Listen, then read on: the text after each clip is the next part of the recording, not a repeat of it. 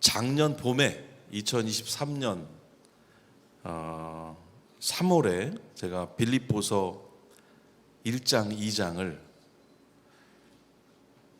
설교했었어요. 강해 설교를 했었는데 빌립보서가 4장까지 있습니다. 근데 이제 그때 제가 어떤 말씀을 드렸었냐면 이번 달에 1, 2장까지 하지만 제가 기회가 되면 나중에 3, 4장을 할게요. 그리고 약속을 했었는데요. 2024년 10월에 드디어 약속을 이제 지키려고 합니다. 차례가 왔어요. 아무도 기대하지 않으셨던 그게 뭐라고 하시는 얼굴이라서 굉장히 민망합니다만은 우선은 그때 우리가 무엇을 했는지 돌아보고 좀 이어갈 필요가 있겠습니다. 여기서 퀴즈를 드리겠습니다. 선물이 있습니다. 맞추시면 반짝 긴장하시고 빌립보서 1장, 2장을 본문으로 했던 설교 시리즈의 이름은 무엇일까요? 답 말씀하지 말고 손을 먼저 드세요. 우리 저기 스태프들은 안 됩니다. 네. 순수 가족들 순수 가족들 위주로 답을 말씀하시면 안 되고 무슨 손을 들어주세요. 블랙 자매님, 네. 낭만에 대하여. 이거 기억하세요? 낭만에 대하여라는 설교가 있었어요. 선물을 바로 드리겠습니다. 앞으로 나와주십시오. 네.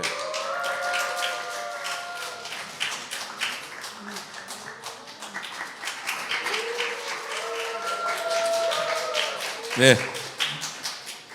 초대형 인기 가수의 노래만 아니라 앨범을 CD인데요. 요즘에 CD 귀한 거 아시죠? 굉장히 귀한 물건이고 LP의 시대가 돌아오고 있지 않습니까? 이제 곧 LP의 시대가 저물고 CD의 시대가 돌아올 겁니다. 잘 가지고 계시면 큰 재산이 되실 거예요. 자, 그러면 이게 두 개가 더 있잖아요. 그래서 오늘 이거를 털고 가려고 제가 왔는데요. 퀴즈를 두 가지를 더 드려보겠습니다. 그렇다면 이 낭만에 대하여란 제목 말고요. 제목 아래 소제목이 네 가지가 있었습니다. 그렇죠? 우리 한 달 네 번을 했으니까 그 네 가지의 소제목을 말씀해 주실 수 있는 분, 적어도 한두 개라도, 만약에 개수를 더 많이 하시는 분께 선물 드리도록 하겠습니다. 아무도 안 계신가요? 집으로 가져가야 되겠네요. 네. 없으세요? 낭만에 대하여 아까 힌트도 있었는데 그 힌트를 못 보여드렸다. 그렇죠? 뭐의 낭만, 뭐의 낭만, 뭐의 낭만, 뭐의 낭만. 초성까지 드려야 돼요. 자, 어떤 게 있었을까요? 그러면 제가 초성을 드릴까요? 시옷이 두 개 있고요. 지읒이 하나 있고요. 기억이 하나 있습니다. 이런 분위기면 이렇게 준비를 안 했을 것 같은데. 자, 그러면 제가 하나만 말씀드릴까요? 나머지를 맞춰주시는 걸로 할까요? 첫째 주에 우리는 사랑의 낭만이라는 제목으로 말씀 나눴었습니다. 자, 그럼 나머지 세 개, 적어도 하나만이라도 맞추시는 분께 시중에서 구하시기 어렵습니다. 어렵네요. 지읒, 사랑과 보통 뒤에 뭐 나오잖아요. 사랑과 자줏빛 자매님, 진실의 낭만, 선물 드리겠습니다.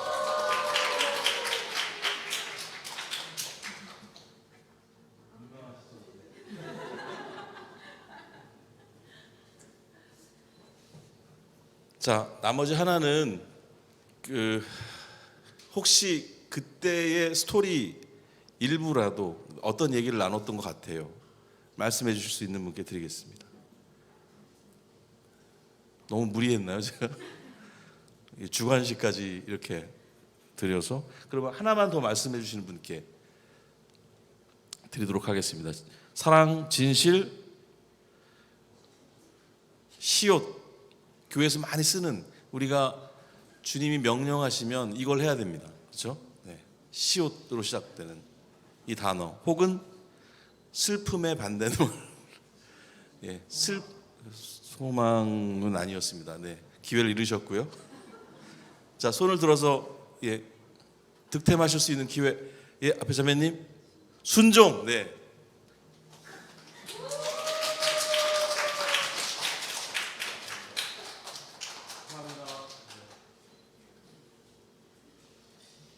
이렇게까지 재미없을 줄 몰랐네요. 네. 아무튼 제가 이렇게 하는 이유는 그냥 우리가 빌립보서 전체를 함께 좀 생각을 해야 되니까 지난 시간들의 의미를 조금 연결지어해서 여러분들의 기억을 조금 되살려보고 싶어가지고 준비를 했습니다. 이렇습니다. 사랑의 낭만, 진실의 낭만, 순종의 낭만, 기쁨의 낭만. 한 달 지난해 3월 달에 우리가 말씀을 계속 나눴었는데요. 첫 번째 사랑의 낭만이라는 그 제목을 가지고 앞이 막막해 보였던 빌립보 교회를 향해서 당장의 위기를 피하라는 메시지가 아니라 영원한 사랑의 방향성을 제시하는 바울의 모습을 봤고, 그 속에서 우리는 사랑의 로망, 또 이상적인 사랑의 실체에 대해서 함께 좀 배울 수가 있었습니다. 두 번째 주에 진실의 낭만 시간에는 믿음의 영광뿐 아니라 고난의 아픔까지도 모두 특권으로 여기는 놀랍고 신비로운 마음을 진실의 낭만이라고 말했고요. 그것을 진실을 아는 사람들이 결국에 영광을 꿈꾸는 낭만이라고 얘기를 했었습니다. 그리고 셋째 주 순종의 낭만을 통해서는 우리를 이 땅에 불러주신 하나님의 뜻을 이해하고 그 뜻에 순종해서 낮고 겸손한 자리로 걸어가는 그리스도인들의 모습 속에서 우리는 현실에 매이지 않는 순종의 낭만을 발견할 수 있다, 이런 얘기를 했었고요. 마지막으로 기쁨의 낭만 시간을 통해서는 기뻐할 수 없을 때, 기뻐하기 어려울 때 기쁨의 이유를 기억하고 고백하고 선언하고 실행하는 그런 삶의 모습이 그리스도인들이 가지는 기쁨의 낭만이라고 얘기를 했었습니다. 다 기억하시죠? 네. 혹시 약간 애매하시면 그때 뭐 영상이 다 남아 있으니까 여러분들 한번 찾아보셔도 좋을 것 같습니다. 이렇게 빌립보서는 그리스도인이 하나님 나라에 대해서 가지는 이상을 발견할 수 있는 낭만적인 책이라고 말할 수가 있어요. 빌립보서를 통해서 우리가 가지고 있는 그리스도인으로서의 비전, 이런 게 있잖아요.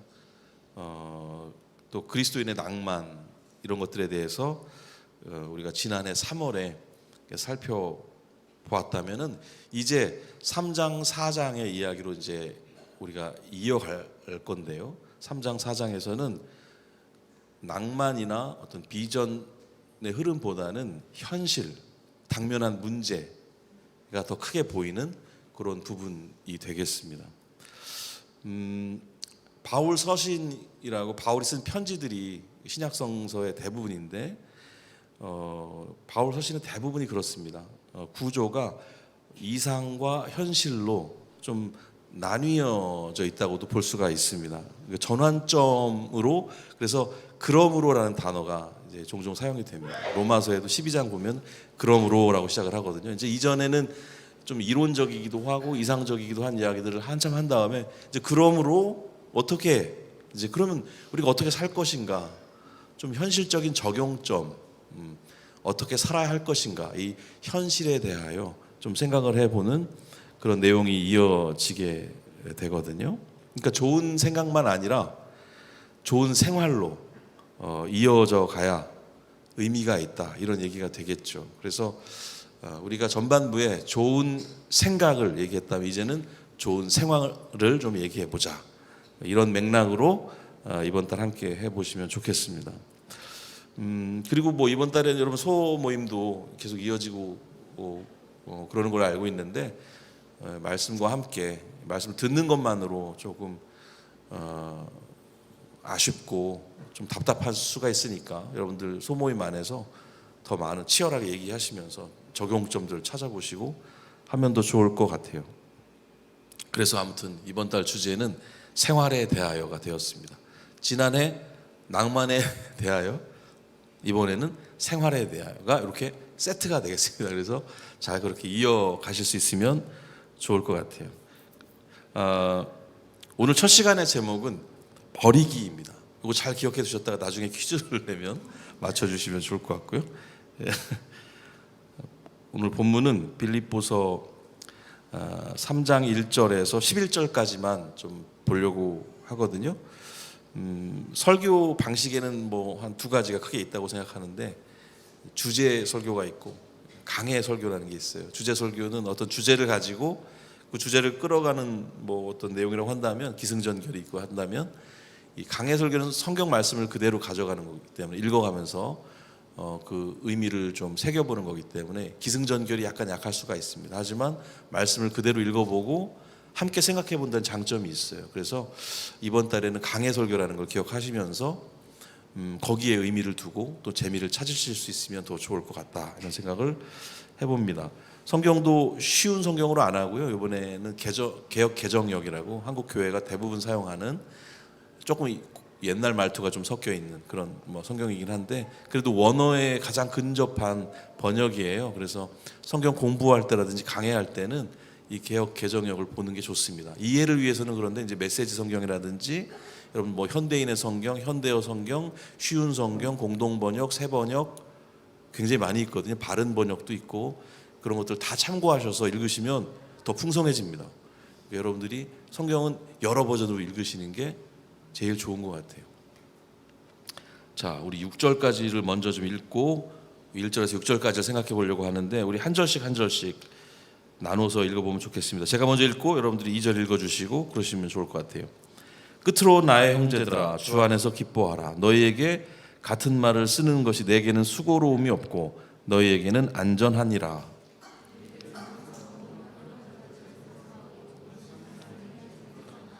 하나님의 성령으로 봉사하며 그리스도 예수로 자랑하고 육체를 신뢰하지 아니하는 우리가 곧 할례파라.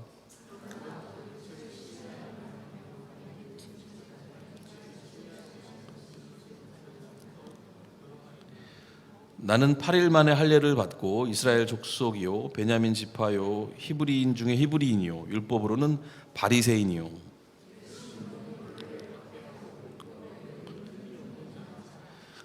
사도 바울에 대해서 아시는 분들은 바울의 이력을 대충 아실 거예요. 그래서 이 내용들이 어떤 내용인지 대충은 아실 겁니다. 1절에 보면은 빌립보서의 특징이라고 할 수 있는 단어가 하나 등장합니다. 뭘까요?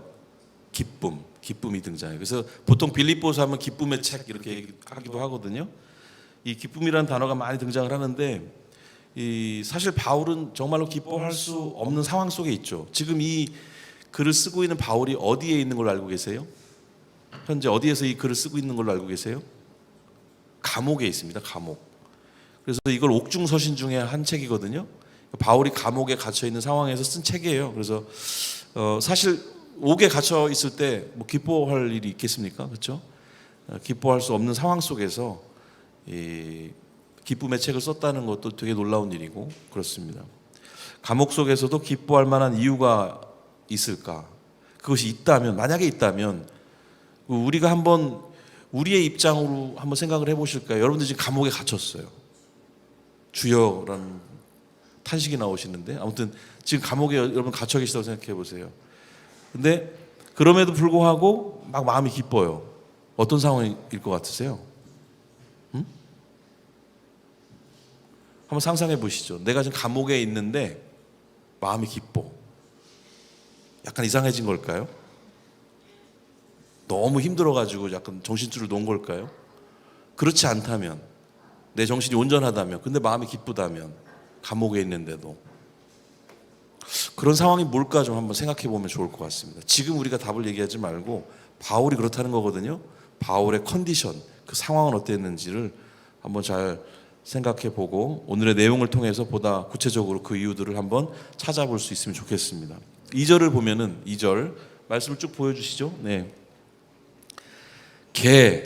행악하는 자들을 삼가하라는 말이 나오는데요. 간단히 말하면 이 사람들은 율법을 절대시하는 유대주의자들이라고 말할 수가 있습니다. 유대주의자라는 말, 쉬운 말은 아니죠. 고대 세계의 개는 지금 우리가 집에서 키우는 그런 반려동물이 아니었고요. 해충투성의 야생동물을 가리킬 때 개라고 했다고 해요. 그 시절에는 사실 유대인들이 이방인들을 개라고 지칭을 했다고 합니다. 그런데 바울은 오히려 하나님 백성에 대한 인종적인 순교를 주장하는 유대주의자들을 개라고 말하고 있습니다. 여기 행악하는 자라는 표현도 있는데 역시 율법을 지키는 것만이 하나님의 백성이 되는 기준이라고 말했던 사람들, 그 유대주의자들을 가리키는 말이에요. 그러니까 우리가 율법을 지켜서 구원을 얻는 건가요? 여러분 어떻게 알고 계신가요? 구원은 그렇지 않죠. 구원은 믿는 자들에게 주시는 하나님의 선물이죠. 당시에는 이렇게 하나님 나라 복음에 대한 오해가 굉장히 컸던 혼란의 시기이기도 했습니다. 그리스도인들을 나사렛 이단이라고 부르던 시절이었거든요. 그러니까 우리가 그 후예들인 거예요. 나사렛 이단의 후예들인 거죠. 이방인 선교가 그래서 굉장히 어려웠었던 그런 시절이었습니다. 모든 일을 위한 복음이었는데 그 모든 일을 위한 복음 이렇게 오랜 시간 오해를 받으면서 기어이 여기 우리들에게까지 전달이 되었다, 이렇게 생각해 볼 수가 있습니다.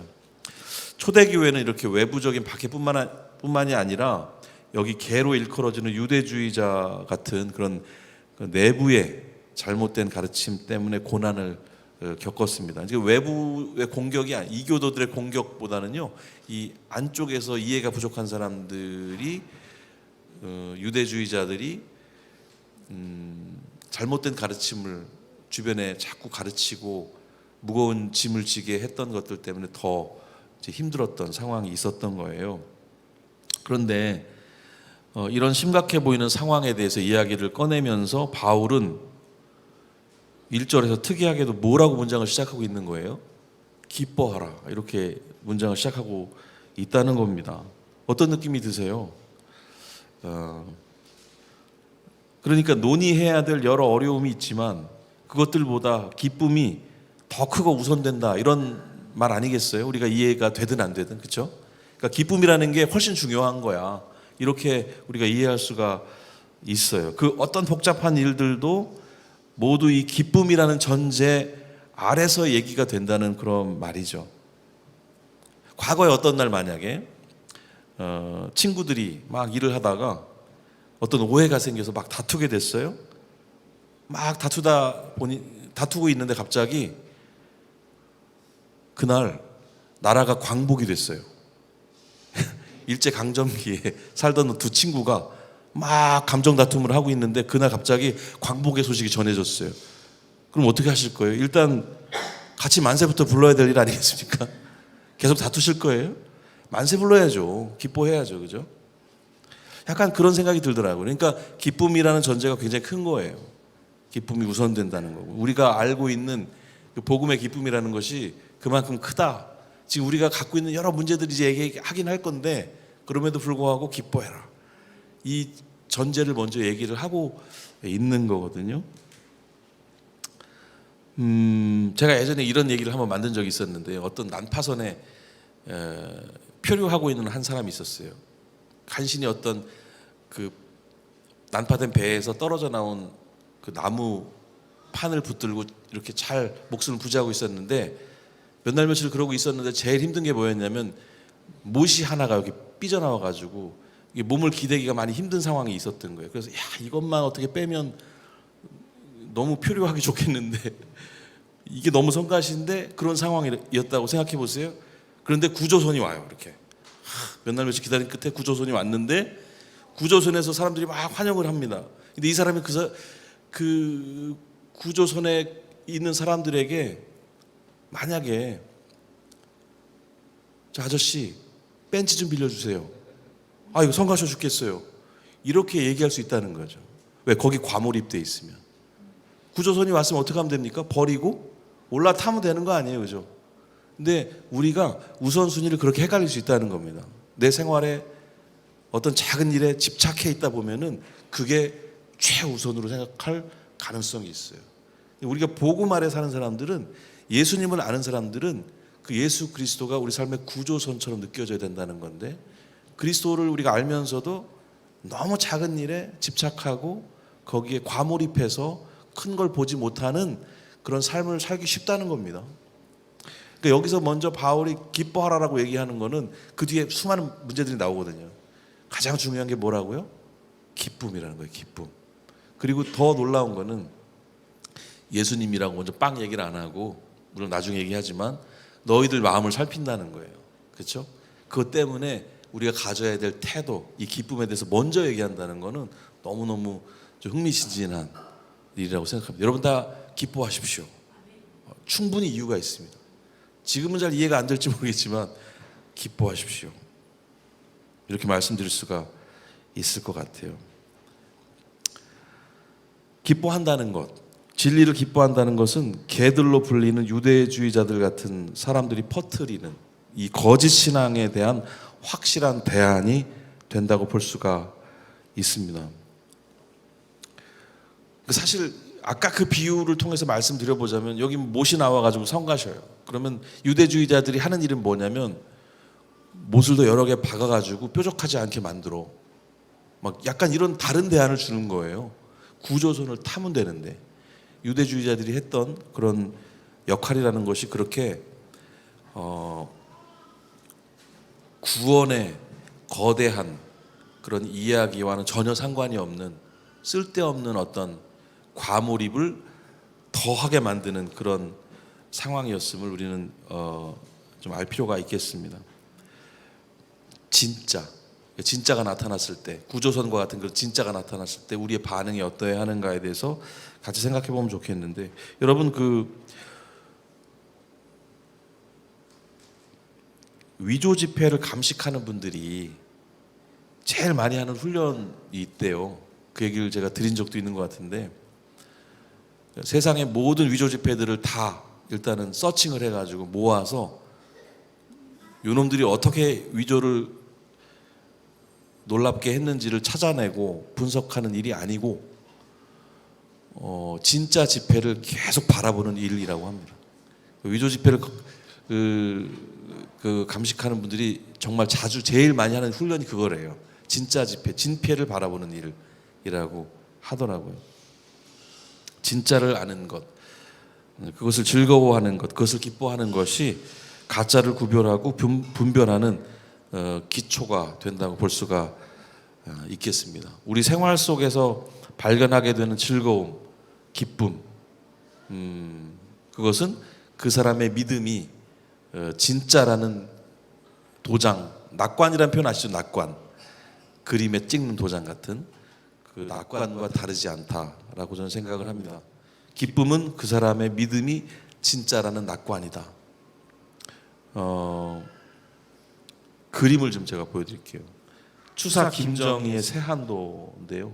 여기 보면 오른쪽 구석에 또 저 글씨 아래 도장이 찍혀져 있습니다. 이 낙관이라고 하는 건데, 이게 내가 그렸다라는 얘기도 되고, 또 낙관을 찍은 것부터 이 그림을 시작했다라고 하는 의미도 숨어 있다고 합니다. 이 낙관이라는 도장의 의미에는. 또 하나 보여드릴게요. 단원 김홍도의 무동이라는 그림인데, 춤추는 아이 뭐 이런 뜻이 될까요? 하여튼 그렇습니다. 여기도 보면 낙관이 이렇게 찍혀 있습니다. 내가 저자이고 여기서부터 그림이 시작됐습니다라고 하는 그런 의미가 있다라고 생각해 본다면, 제가 기쁨이라고 하는 것이 내 삶이라는 그림의 낙관이다, 이렇게 우리가 생각해 볼 수 있지 않겠어요? 기쁨이라고 하는 것이 내 삶이라는 그림의 낙관이다, 이렇게 생각을 해보면 기쁨으로부터 내 모든 삶의 그림이 시작됐다, 이렇게 또 생각해 볼 수 있는 거 아니에요? 그렇죠? 그렇게 생각하니까 조금은 더 긍정적인 마음을 가질 수 있게 되고, 삶을 대하는 태도도 조금은 더 여유로워질 수 있을 것 같아요.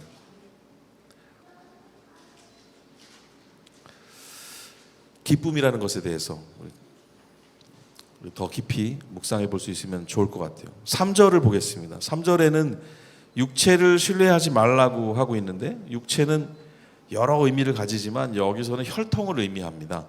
그래서 그것은 굉장히 위험한 자랑이라 볼 수 있어요. 태생적인 우월의식이 가지는 위험성이 있죠. 하나님이 원하시는 구별됨은 혈통, 민족성을 강조하는 방식이 아니었거든요. 우월의식은 근데 도처에서 발견하게 됩니다. 사람들은, 자기들 밖의 사람들은 모두 다 야만 민족이거나 오랑캐라고 부르거든요. 실제로 강하건 약하건 자신들이 중심이고 자신들이 최강인 거예요. 최강 한화.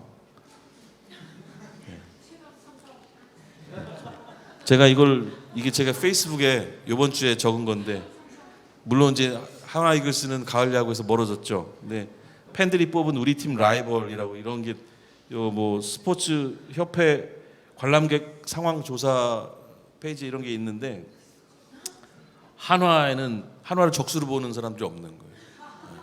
그래서 제가 그냥 재미로 적수가 없다 최강 한화 이렇게 적어놓고 문매를 맞고 있는 중입니다 지금. 이걸 농담으로 이렇게 적었는데 어떤 사람들은 이걸 너무 또 진지하게 받으셔가지고 이게 정말 좋은 거야? 막 이렇게 물으시는 분도 있는데, 그러시면 안 되죠 여러분. 네. 제가 너무 얼굴이 좀 진지하기 때문에 농담을 해도 잘 못 알아들으시는 분들이 좀 잠깐 간혹 있긴 합니다. 아무튼 이거는 그냥 재미로 보여드리는 건데, 자기들이 되게 중심이 됩니다. 늘 자기들 중심이 되고 그 기타 여타의 모든 것들은 다 이제 오랑캐인 거예요. 우리도 대한민국, 중국도 자기들 중심이에요. 중국 막 이렇지 않습니까? 사실은 근데 그쪽을 중심으로 보면 우리는 동이족인 거예요. 동이, 동쪽의 오랑캐란 뜻이거든요. 우리가 동쪽의 오랑캐, 그쪽 애들이 보면 그런 거고요. 그렇습니다. 아무튼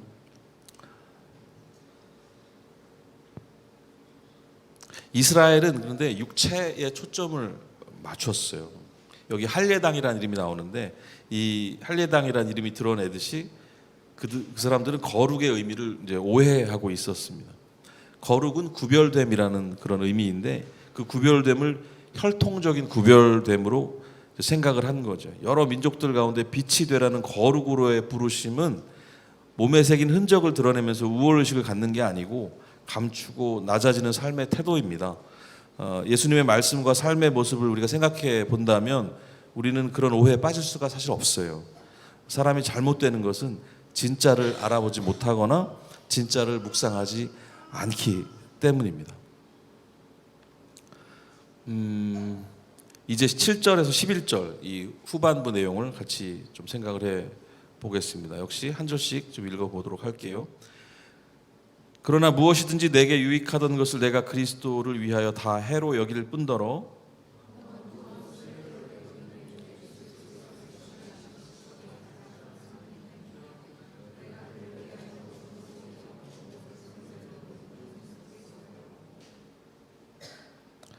그 안에서 발견되려 함이니 내가 가진 의는 율법에서 난 것이 아니요 오직 그리스도를 믿음으로 말미암은 것이니 곧 믿음으로 하나님께로부터 난 의라.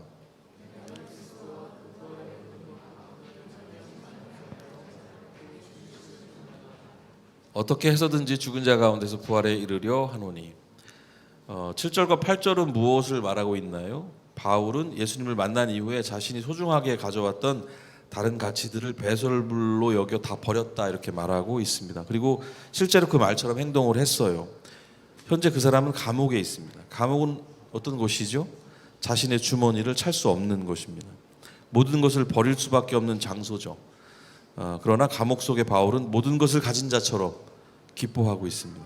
그 이유가 아까 우리가 질문도 했지만 바로 예수님 때문이었습니다. 예수를 아는 지식이 가장 고상하기 때문이라고 말하고 있습니다. 고상하다는 말은 우리말의 뉘앙스가 강해가지고 원어의 의미가 조금 필요한데요. 휘페레콘이라는 단어가 쓰여 있는데 탁월하다라는 의미가 되겠습니다. 그 무엇보다도 우월하다는 그런 의미가 되겠어요. 그렇게 가장 귀한 것을 발견했기 때문에 그는 주저할 이유가 없습니다. 자신을 그 가치에 온전히 던진 거예요. 그리고 그 가치 안에서 자신이 발견되기를 소망하고 있습니다. 이처럼 영광스러운 상황이 없죠. 가장 아름다운 무엇인가에 자신을 던져서 그 아름다움의 하나가 되는 일, 그렇게 그 아름다움 안에서 자신이 발견되는 일, 너무 기막힌 표현이 아닌가 하는 생각이 듭니다. 아까 구조선과 그 나무 조각을 얘기했었는데 구조선과 나무 조각 하면 더 이해가 빠를 것 같기도 해요. 나무 조각을 버리는 일 별거 아닌 거잖아요, 사실은. 근데 그렇지가 않습니다. 살다 보면은 구조선이 옆에 왔는데도 이 나무 조각과의 세월, 든 정, 이걸 버릴 수가 없어요. 구원자가 옆에 왔는데도 그 배에 올라타질 못합니다. 당장 이거가 어떻게 해결해 보고 싶은 거예요. 그리고 내가 그 구조선 안에서 발견된다는 것이 더 귀한 일인데도 불구하고 여기에 매달리게 된다는 거죠. 그래서 생각과 삶은 굉장히 다른 것 같습니다. 이해하는 것과 살아가는 것은 큰 차이가 있는 것 같아요. 무언가를 좋아하면은 그 대상을 점점 닮아가게 되죠. 또 많이 사랑하면은 구분이 안 될 정도로 하나가 됩니다. 그러다가 죽을 정도로 사랑하면 사랑하는 대상 안에서 자신을 발견하게 되는 거죠. 사실 결혼이라는 것이 그런 의미를 갖는다고도 생각합니다. 그래서 어제 결혼의 세계로 떠난 두 분이 있거든요. 제가 기도를 하게 됐는데 이 내용으로 기도를 하기도 했습니다. 서로 안에서 서로를 발견했으면 좋겠다, 이렇게 축복을 했습니다. 이것이 저는 가장 지극한 사랑의 표현이라고도 생각을 하거든요. 서로에게 구조선이 되어주는. 감동이 없으시군요. 자네 그 길을 가야 되겠나, 다들 그런 태도를 가지시는 것 같긴 합니다. 바울은 모든 것을 버립니다. 다 버려서 0이 되는 것 같지만 예수님을 가지면 100을 가지는 것이란 사실을 바울은 알고 있습니다. 만약 우리 삶에 우선되는 가치와 충돌하는 무엇인가 있다면 그 두 가지를 다 지니고 살 수는 없습니다. 두 가지를 다 가지고 산다는 것은, 그걸 달라고 하는 삶은 따뜻한 아이스 아메리카노를 달라는 셈이에요. 따뜻함을 버리든지 얼음을 버리든지 둘 중에 하나 해야 되는 거죠. 내 삶에 무언가 버리지 않고 있다는 것은 사실 거기에 동시에 의미를 부여하고 있다는 겁니다. 순전한 믿음, 온전한 신앙이 아닌 거죠. 바울의 모습 속에서 가치에 대해서, 또 아름다움에 대해서, 버리는 삶의 미학에 대해서 배울 수가 있습니다. 이것을 그냥 쓰레기로 여기거든요. 그냥 배설물로 여기거든요. 그런데 우리 바울이 생각하는 내가 버렸다고 하는 바울이 뭔가를 버렸어요? 우리가 그 사람이 버린 쓰레기통을 뒤진다면 깜짝 놀랄 거예요. 왜냐하면 우리가 삶의 목표로 삼고 있었던 것들일 수 있거든요. 그것들이 지금 난파선에서 떨어져 나온 그런 나무 조각 수준이 아닙니다. 그러니까 바울이 버렸다고 하는 것은 어마어마한 것들이거든요. 그거보다 훨씬 더 아름다운 가치를 위해 내가 다 버렸다, 이렇게 말을 하고 있는 거거든요.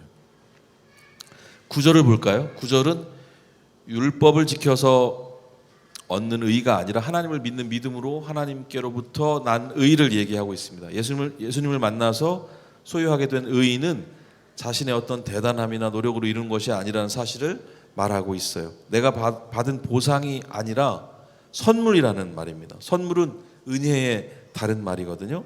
앞서 유대주의자들을 개라고 말한 것은 바울이 이런 생각을 가지고 있었기 때문입니다. 유대주의자들은 율법으로 난 의를 숭상을 했고, 자신들이 힘겹게 노력하면서 지키고 있는 율법과 상관없이 이방인들이 구원에 이른다는 사실은 그 사람들 입장에서는 끔찍하게 싫은 일이었을 거예요. 왜냐하면 나는 이렇게 어렵게 살아왔는데 니들은 그냥 거저 구원을 얻는다고, 약간 이런 의식이 있었던 거죠. 하나님이 이방인의 구원을 허락하셔도 유대인들이 오히려 싫어했을 거예요. 뭔가 뒤바뀌었습니다. 그 사람들은 십자가의 의미를 이해하지 못했어요. 그래서 십자가의 은혜와 상관없이 사람들을 다시 율법으로 돌아가도록 짐을 지우고 있었습니다. 그런 사람들에게 예수님은 이렇게 말씀을 하고 계시죠. 같이 읽어볼까요? 수고하고 무거운 짐진 자들아, 다 내게로 와, 내가 너희를 쉬게 하리라.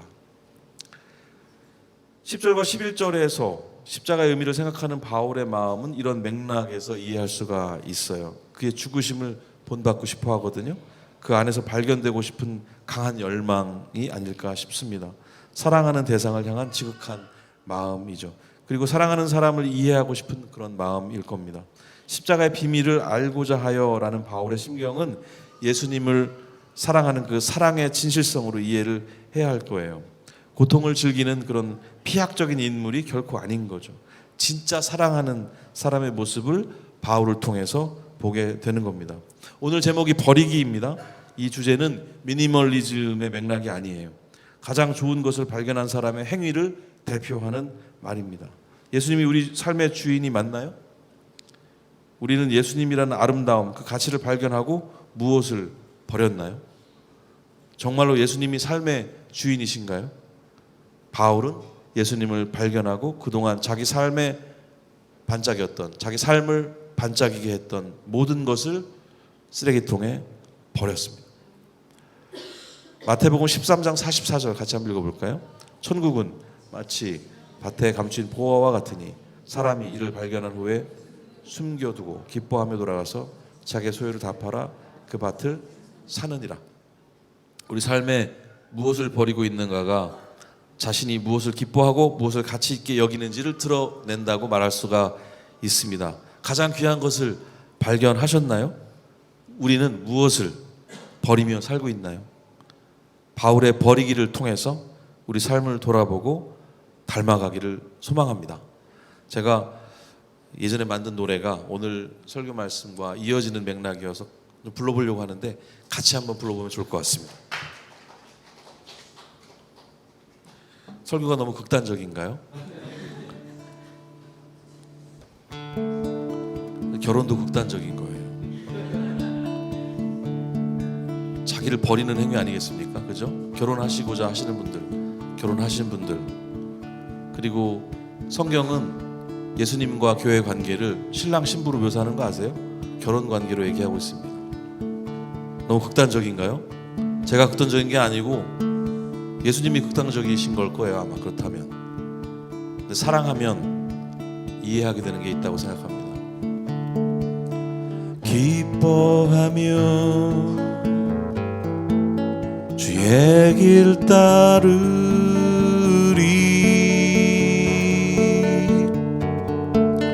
사랑하며 고난도 즐거워. 오 할렐루야, 오 할렐루야, 오 할렐루야, 주 따르리. 오 할렐루야, 오 할렐루야, 오 할렐루야, 주 따르리.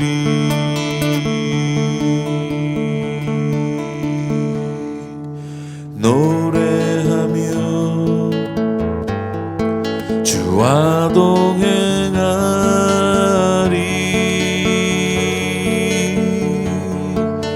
주를 알면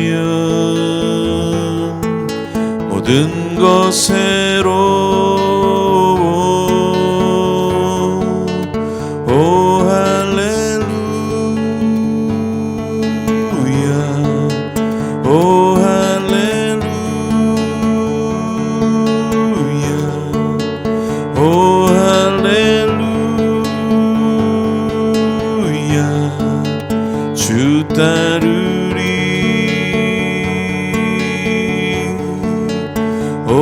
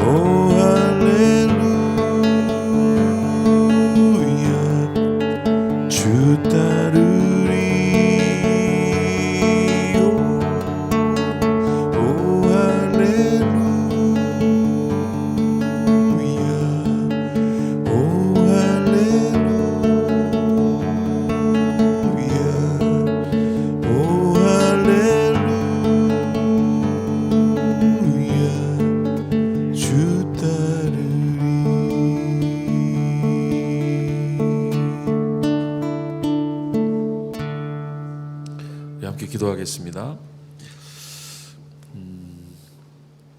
오늘 들으신 말씀 가지고 나는 과연 어떤 사람인가, 어떤 상황 속에 있는 사람인가, 가장 귀한 것을 귀한 것으로 알고 있는 사람인가, 그것을 선택한 사람인가, 그렇다면 나는 버려야 할 것들을 잘 버리고 있는가 돌아보면서 주님, 바울 선생님 닮아서 가장 고귀한 가치를 선택하고 쓸모없는 것들은 과감히 버릴 수 있는 용기를 가진 삶을 살게 해주십시오.